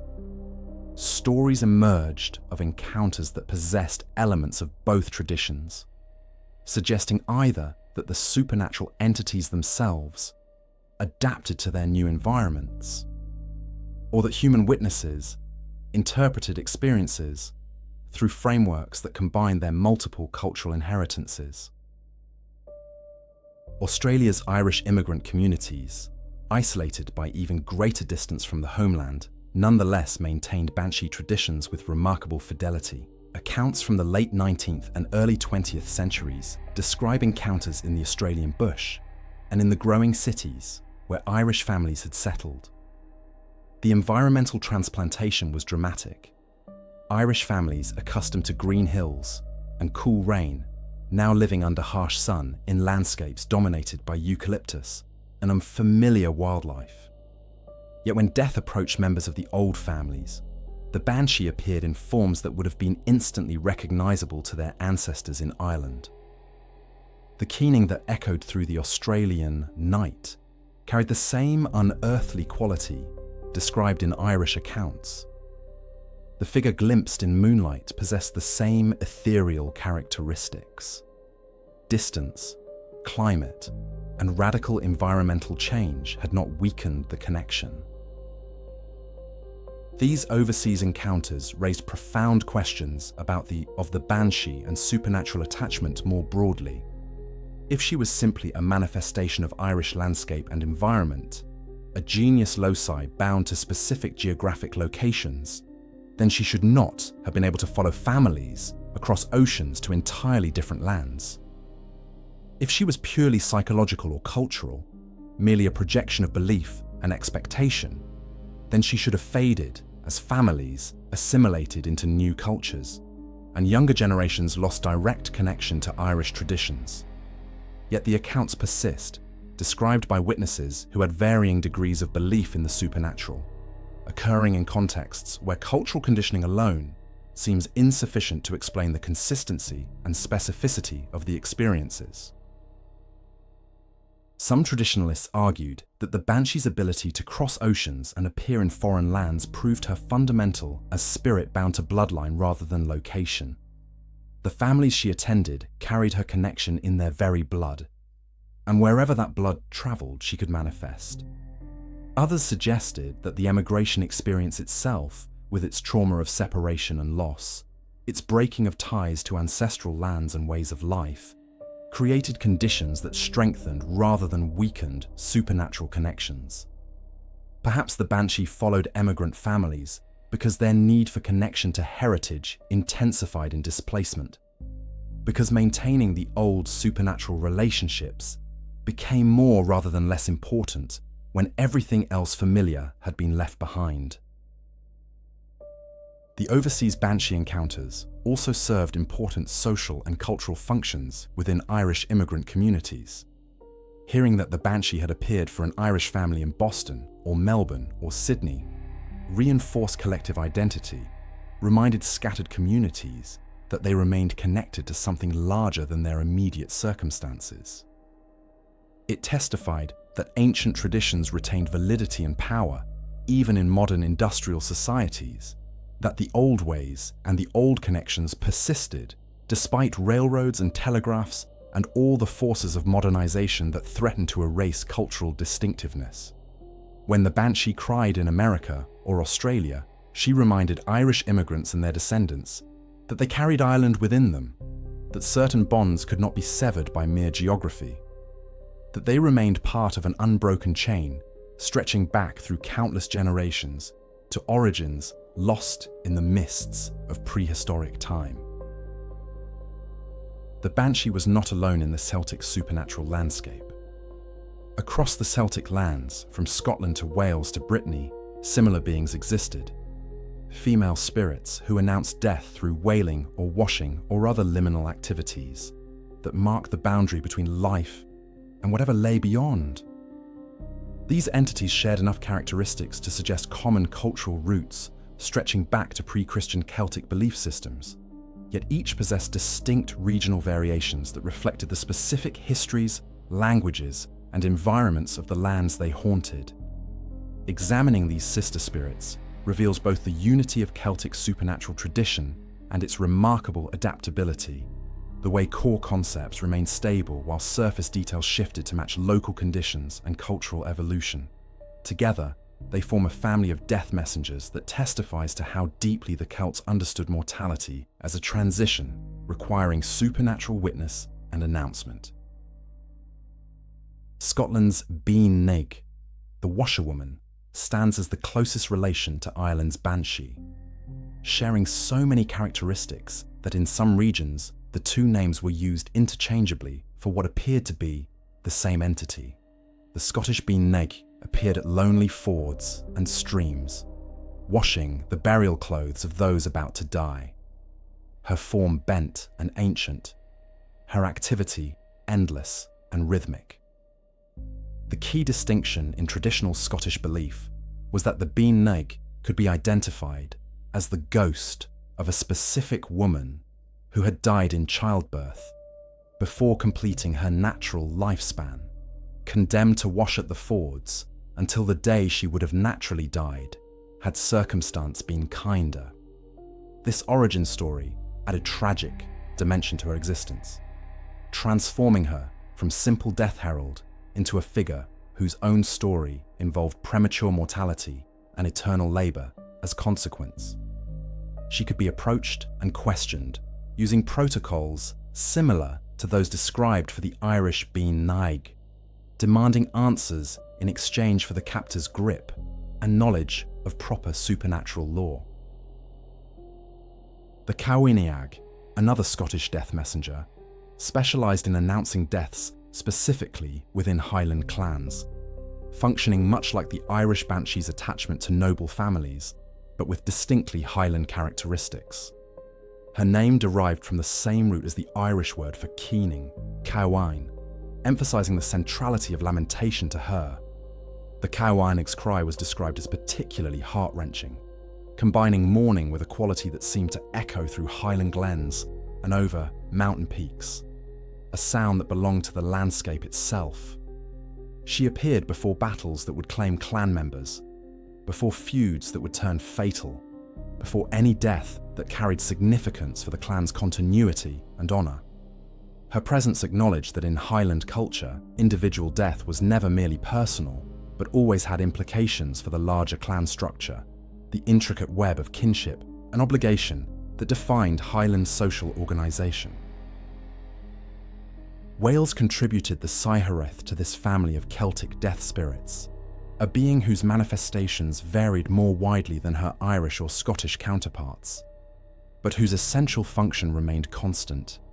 The Sightings could appear as a sound without visible form, a groaning or wailing that preceded death, or she could manifest as a visible spirit, sometimes described as skeletal or corpse-like, other times as a woman in funeral garments. Welsh tradition emphasised her multiplicity, suggesting that different Sightings existed for different regions or communities, rather than single entities attached to specific bloodlines.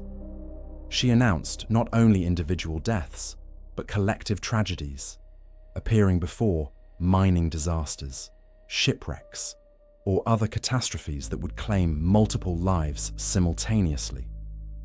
This expansion of function reflected Welsh history and environment, a land where industrial mining and seafaring created dangers that threatened entire communities rather than single families, requiring death messengers whose scope matched the scale of potential tragedy.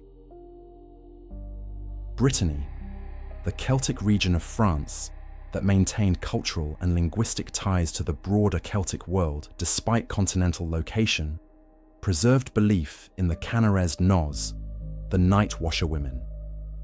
These spirits appeared in groups rather than individually, teams of supernatural women working together at nocturnal laundries near streams and fountains, washing burial shrouds in an activity that combined the functional and the ominous.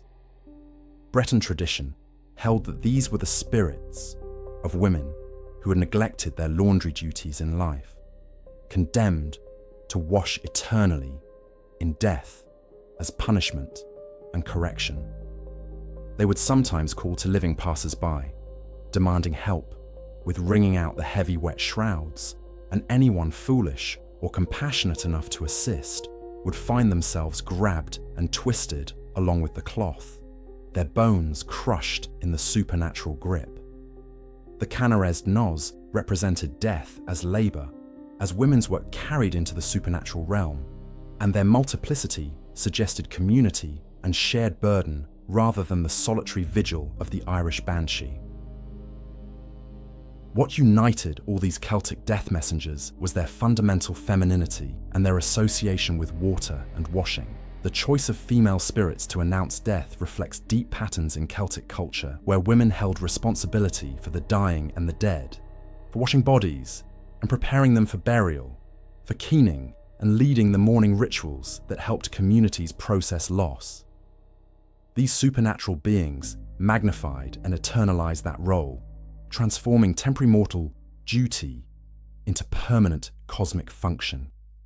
The water and washing symbolism connected to purification, to the transition from life to death as a kind of cleansing, and to water's ancient associations with boundaries and passages between different states of being. Rivers and streams served as natural borders, and the spirits who appeared at these locations embodied the liminal of death itself, the crossing from one mode of existence to another. The regional variations among these death messengers also reflected different cultural approaches to mortality and family. The Irish Banshee's attachment to specific bloodlines mirrored Irish emphasis on genealogy and dynastic continuity. The Scottish Kavanaghs' focus on clans reflected Highland social structures. The Welsh Sídhe's broader community focus matched Welsh communal orientation. The Breton Kavanaghs' emphasis on labour and collective work reflected different social organisation and economic realities. Yet beneath these variations, the core remained stable: female spirits, supernatural perception of approaching death, vocalization or visible activity that announced the coming transition, connection to water and liminal spaces. These commonalities suggest that all these beings descended from ancient Celtic beliefs about death and the supernatural that predated the regional differences and language variations that would later distinguish Irish, Scottish, Welsh, and Breton cultures from one another. The Banshee transcended her role as supernatural entity to become something more profound, a symbol of Irish identity itself, an icon that captured essential aspects of Irish culture, history, and the national character in a single haunting figure. This transformation from folklore to cultural symbol occurred gradually across centuries, as poets, writers, artists, and musicians seized upon the Banshee as a perfect embodiment of themes central to Irish experience. She represented connection to ancient heritage, the persistence of Celtic identity through waves of invasion and colonization, the Irish relationship with death and mourning, and the enduring power of tradition in the face of modernization. To understand the Banshee's cultural impact requires examining how she moved from folk belief to artistic inspiration, becoming one of Ireland's most recognizable and powerful cultural exports. Irish poetry embraced the Banshee early, with medieval bards incorporating her into verses that commemorated the deaths of chieftains and nobles. These poems served dual purposes: mourning the deceased while simultaneously affirming the importance of their lineage, through reference to the supernatural guardian who cried for them. The Banshee's presence in a death poem elevated the subject, testified that they belonged to families of ancient significance, families worthy of otherworldly attention. As Irish poetry evolved through subsequent centuries, the Banshee remained a recurring figure, her image adapted to serve different poetic purposes, while retaining her essential characteristics.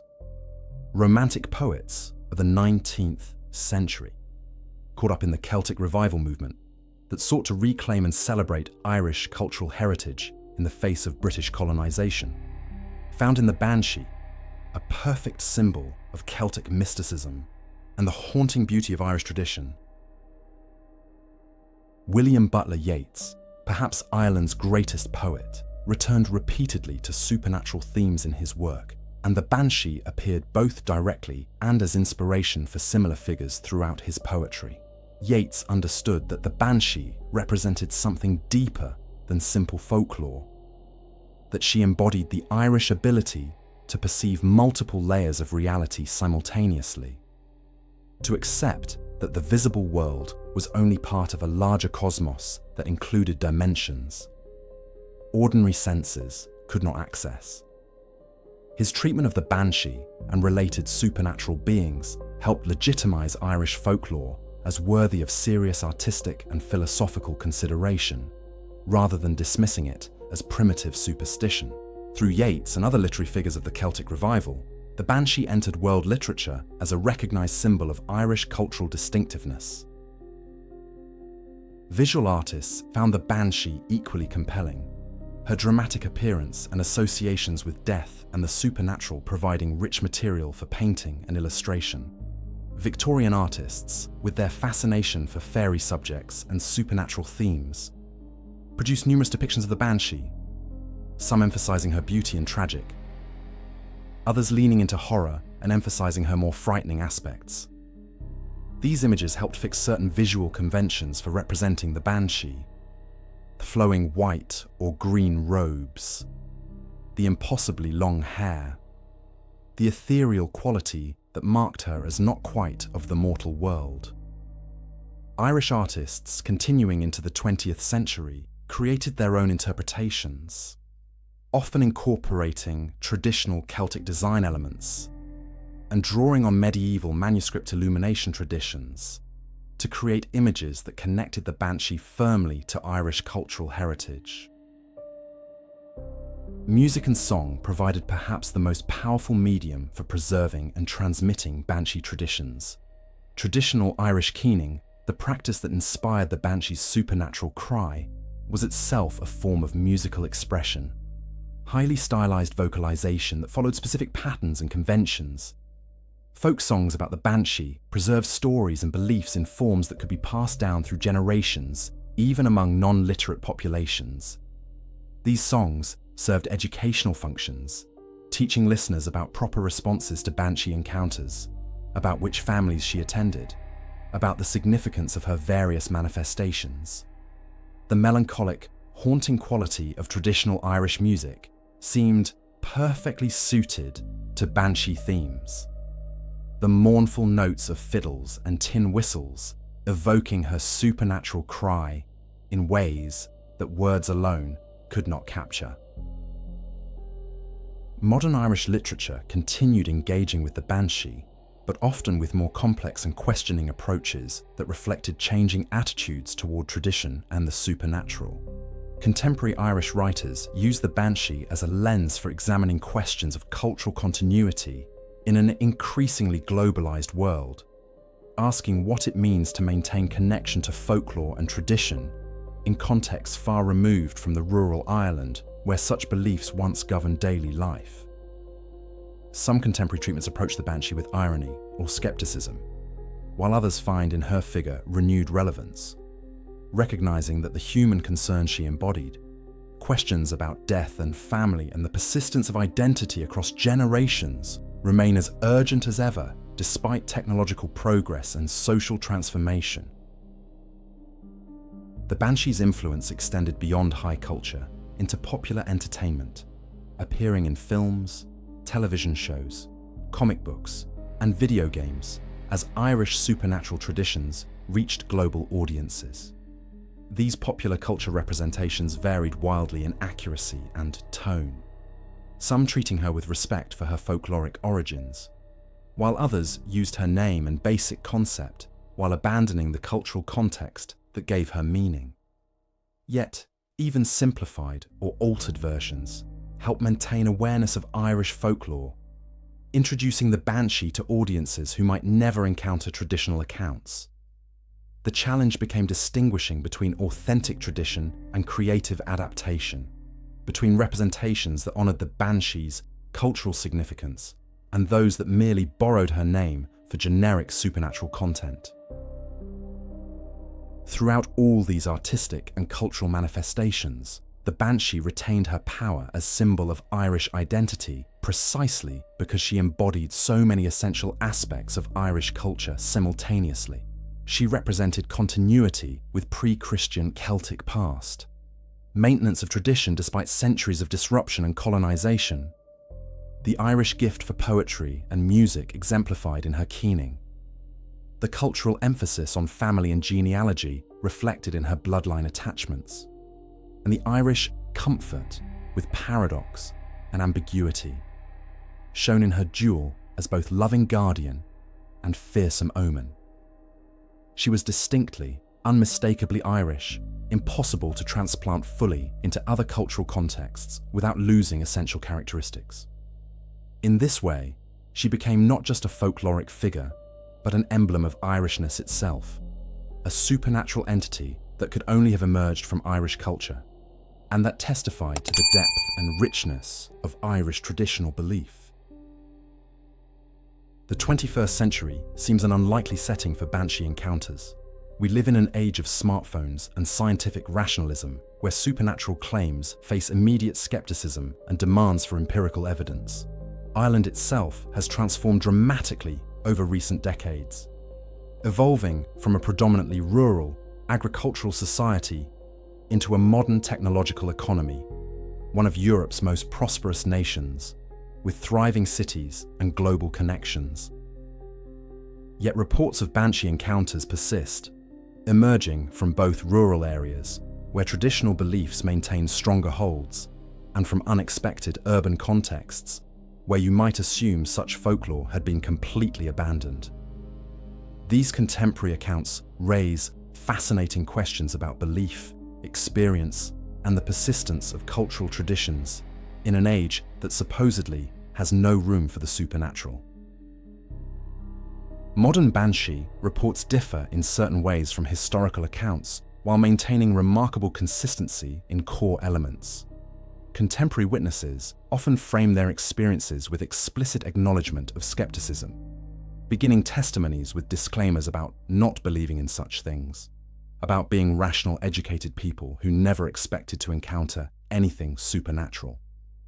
This self-conscious framing reflects modern discomfort with claiming supernatural experiences, the social cost of admitting belief in phenomena that mainstream culture considers irrational or primitive. Yet despite these disclaimers, the accounts that follow describe experiences that match traditional patterns with striking fidelity. The unearthly cry heard outside homes in the night, the figure glimpsed washing phantom garments, the beautiful woman with impossibly long silver hair appearing at bedsides, the death that follows within days, confirming the warning. One particularly well-documented modern case emerged from County Kerry in 2008. A family with the surname O'Connor, descendants of one of the ancient families traditionally attended by the Banshee, experienced a series of events that multiple witnesses reported and that local media covered with mixture of curiosity and respect. The elderly matriarch of the family lay dying in hospital, and over 3 consecutive nights, family members keeping vigil reported hearing keening in the hospital corridors despite the late hour and the absence of other patients or visitors who might account for the sound. Hospital staff, including a night nurse who had no knowledge of Banshee traditions and no cultural framework for interpreting what she heard, independently reported the same phenomenon to supervisors, describing an unearthly wailing that seemed to come from everywhere and nowhere simultaneously.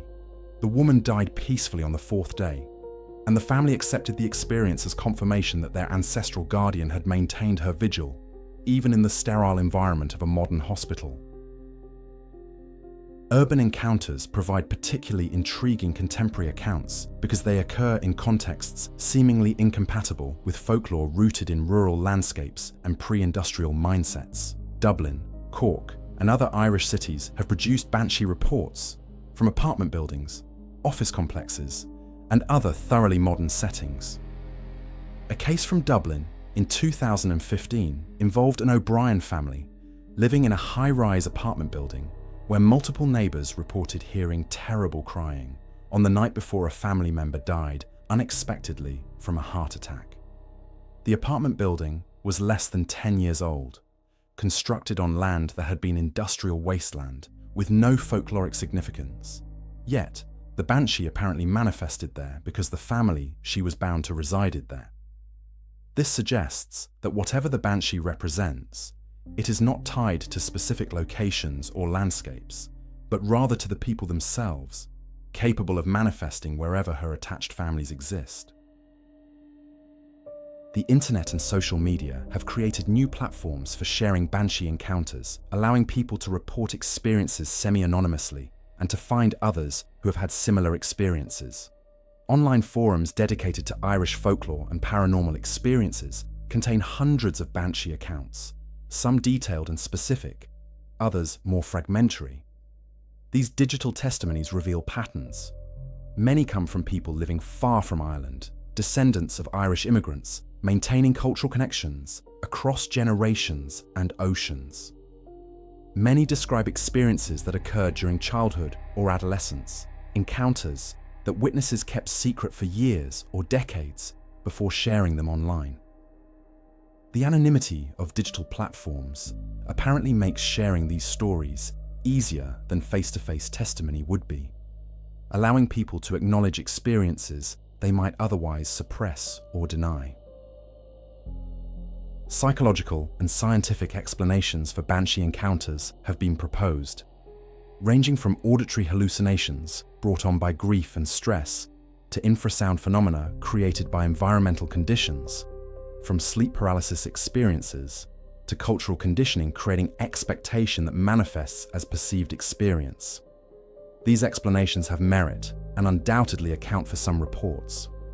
Grief absolutely affects perception. Cultural expectation shapes how people interpret ambiguous experiences. Environmental factors can create unusual sounds and sensations.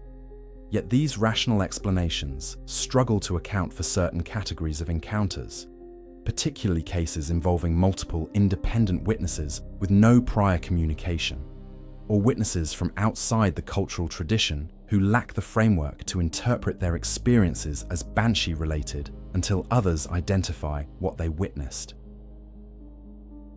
Contemporary belief in the Banshee exists along a spectrum rather than a simple yes or no proposition. On one end sit those who maintain full traditional belief, accepting the Banshee as literal supernatural entity operating in the world. These believers tend to be older, from rural areas, and deeply connected to Irish cultural traditions. On the other end sit complete skeptics who dismiss all accounts as delusion, hallucination, or fraud. But between these extremes exists vast middle ground, occupied by people who hold more nuanced positions. They might not believe in the Banshee as literal supernatural being, but recognize that something genuine is being experienced, whether psychological phenomenon, cultural expression of grief, or something we simply lack proper frameworks to understand. They might acknowledge personal uncertainty, admitting they do not know what to believe, but remaining open to possibilities beyond strict materialism. What matters perhaps more than literal belief is the Banshee's continued cultural relevance. She remains a reference point in Irish consciousness, a figure that Irish people recognize and understand even if they do not believe in her literal existence. When death approaches, particularly within families with traditional connections, the Banshee provides a cultural language for discussing and processing that experience. Whether her cry is heard literally or metaphorically, she offers a framework for understanding death as something more than random biological failure, as an event that carries meaning, that connects individuals to larger patterns of family and tradition, that deserves ritual acknowledgement and supernatural witness. In this sense, the Banshee persists not necessarily as believed entity, but as living cultural symbol, and her continued presence in Irish consciousness testifies to the enduring power of folklore to shape how communities understand fundamental human experiences. We have traveled together through the many layers of the Banshee, exploring her forms and meanings, tracing her presence through history and across continents, examining her role in Irish culture and the varied interpretations communities have placed upon her existence. Now, as we reach the end of this journey, we must step back and ask the larger questions. What does the Banshee's endurance across centuries and continents tell us about human and cultural memory? Why does this particular supernatural figure continue to resonate so powerfully when so many other folkloric beings have faded into obscurity? What can the Bean Sídhe teach us about how cultures process death, maintain identity, and pass essential truths across generations through the medium of supernatural belief? The Banshee endures, first and foremost, because she addresses something universal through a specifically Irish lens. Every culture must confront death, must develop frameworks for understanding mortality, and rituals for processing grief. The Banshee represents the Irish solution to this universal challenge, a supernatural mechanism that transforms death from random biological failure into an event with meaning, pattern, and connection to larger forces. When the Banshee cries, death becomes more than simple ending. It becomes part of a story that stretches backward through countless generations and forward through descendants yet unborn. The dying person is not simply an individual facing extinction, but a link in an eternal chain. And their passing diminishes not only the immediate family, but the supernatural realm itself, forcing even beings of the other world to pause and mourn. This transformation of death into meaningful event rather than meaningless accident speaks to deep human needs that persist regardless of technological advancement or social change. We want to believe that our lives matter, that our deaths will be acknowledged, that we are part of something larger than our individual existence. The Banshee provides that assurance through supernatural testimony. Her cry confirms that you are seen, that your life has been witnessed by powers beyond mortal comprehension, that your death will not pass unnoticed by the cosmos itself. In an increasingly secular age where traditional religious certainties have weakened for many people, the Banshee offers an alternative framework for finding meaning in mortality, one rooted in cultural tradition rather than theological doctrine. The Banshee also embodies Irish attitudes toward the past and the persistence of tradition in ways that explain her continued cultural relevance. Irish identity has been shaped profoundly by invasion, colonization, famine, and forced emigration, experiences that could have shattered cultural continuity and erased traditional beliefs. Yet Irish culture proved remarkably resilient, maintaining linguistic, artistic, and folkloric traditions through centuries of pressure to assimilate or abandon distinctiveness. The Banshee's survival as recognizable cultural symbol testifies to this resilience. She represents unbroken connection to pre-Christian Celtic past, to worldviews and belief systems that survived despite everything history threw at them. When contemporary Irish people acknowledge the Banshee, whether through literal belief or cultural respect, they affirm continuity with ancestors who heard the same stories, feared the same supernatural presence, and found comfort in the same traditions. The genius of Banshee tradition lies in its flexibility, its ability to accommodate different interpretations while maintaining core consistency. She can be understood as ancestral guardian or malevolent omen, as literal supernatural entity or cultural metaphor, as objective phenomenon or subjective experience shaped by grief and expectation. This interpretive flexibility allows the tradition to survive across different belief systems and levels of skepticism. You do not need to believe in the Banshee as literal being to recognize her cultural importance, or to appreciate how Banshee stories help communities process loss and maintain connection to heritage. The tradition accommodates both the devout believer, who accepts every aspect of supernatural reality, and the secular skeptic, who values folklore as cultural expression rather than factual description. What the Banshee reveals most profoundly is the Irish understanding that reality contains layers beyond what ordinary perception can access, that the visible world is only part of a larger cosmos, and that certain truths can only be expressed through supernatural imagery and storytelling. The Banshee's cry penetrating stone walls and traveling impossible distances, her ability to wash shrouds for deaths not yet occurred, her dual existence as human ancestor and fairy being. All these impossible qualities point toward realities that rational discourse cannot capture. She operates in the realm of paradox and mystery, embodying truths about death, family, and the persistence of love that resist simple logical explanation. Irish culture has always excelled at maintaining comfort with such paradoxes, accepting that some things can be simultaneously true and impossible, that the most important truths often defy literal description. As we conclude this exploration, I want to thank you for joining me on this journey into the heart of Irish supernatural tradition. If you found this deep dive into the Banshee fascinating, if you want to explore more folklore and mythology from cultures around the world, then I invite you once more to subscribe to Echoes of the Old World.